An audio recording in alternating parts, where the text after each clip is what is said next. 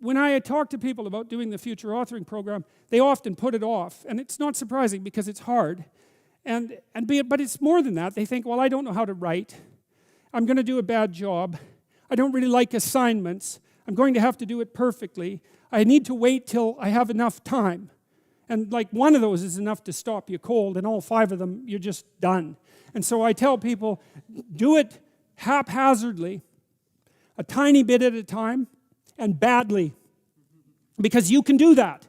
I tell my students when they're doing their thesis, master's thesis, write a really bad first draft. And then we have a little conversation about that because they don't think I mean that. Because it sounds like a cliche in some sense. It's not a cliche. It's not a cliche at all. It means you're a terrible writer. But if someone put a gun to your head and said, you have to have your 100-page thesis done by next Monday or I'll shoot you, but I don't care how terrible it is, you would sit down and write it. And the thing is, then you have it, right? Then you have something, and then you can fix it. You can iterate and fix it. That bad first draft, that's the most valuable thing, and so that's what you need. You need a bad first draft of yourself.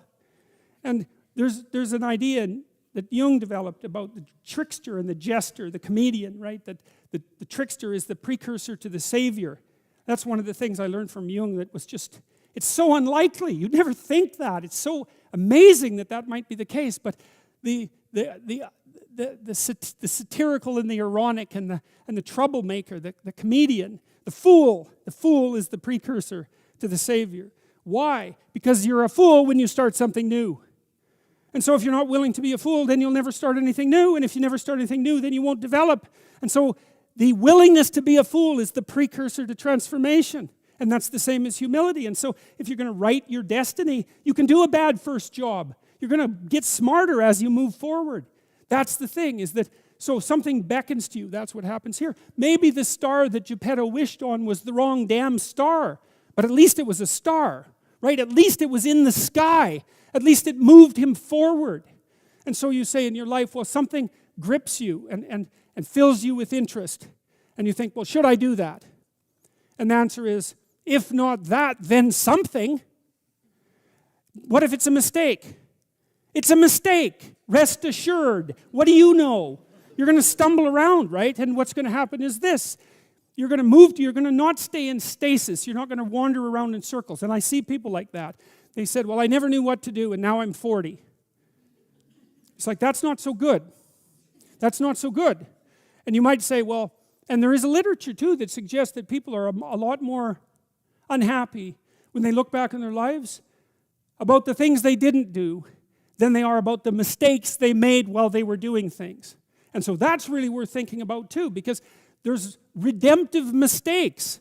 And a redemptive mistake would be a mistake that you make when you go out and try to do something. You know, you think, okay, I'm going to try to do this. When you're not good at it, you make a bunch of mistakes. It's like, well, what's the consequence? If you pay attention, is you're not quite so stupid anymore. That's the thing, is you've been informed by the results of your errors. And so what happens is you follow the beacon, you follow the light. And you're blind, so you don't know where the light is. It's dimly apprehended only, and you're afraid to follow it. But you decide to take some stumbling steps towards it.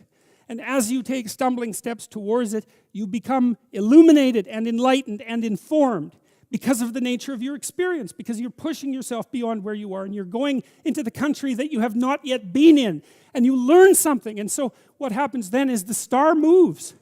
You move 10 feet towards it, and you think, no, that's not right. I didn't get it right. It isn't there. It's actually there. And so then you see it somewhere else, and you shift yourself slightly, and you move forward. And that's what happens, is that you continue as you change. The thing that guides you forward moves, right? It's like God in the desert in Egypt, the pillar of light that you're following. It's moving. It's not a permanent thing. You move towards it, it moves away, it guides you forward. And so you say, well, is what I'm aiming at paradise itself? And the answer to that is no, because what do you know? You couldn't see paradise if it was right in front of you, but you might get a glimmer of it. And so you move towards it, and you grow. And then the next time you open your eyes, you see a little bit more clearly. And that's what happens, is that just happens over and over, right? It keeps moving. And so you move like this. But the thing that's so cool is that all those zigs and zags, you say, and each of those zags and zigs is a catastrophe. I hit a wall, my God, and then I had to die a little bit, and I barely got back up. It's a phoenix transformation at each turn, and it's painful. But the thing is that even though you've traveled 20 miles, let's say, on that road, and you've only moved 3 miles forward, you've moved 3 miles forward instead of falling backwards, because that's the thing too, is that if you stand still, you fall backwards. You cannot stand still, because the world moves away from you if you stand still. And there's no stasis, there's only backwards. And so if you're not moving forwards, then you're moving backwards. And that's more of the underlying truth of the Matthew principle. To those who have everything, more will be given. From those who have nothing, everything will be taken. It's a warning. Do not stay in one place.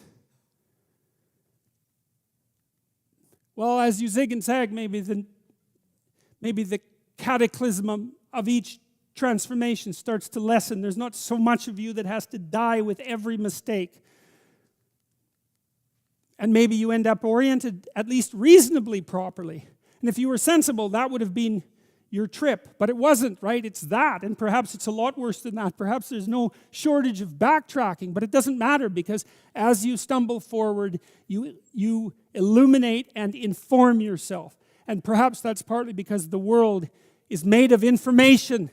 And if you encounter it and tangle with it, then it informs you. And then you become informed. And then you're information. And then you're ready.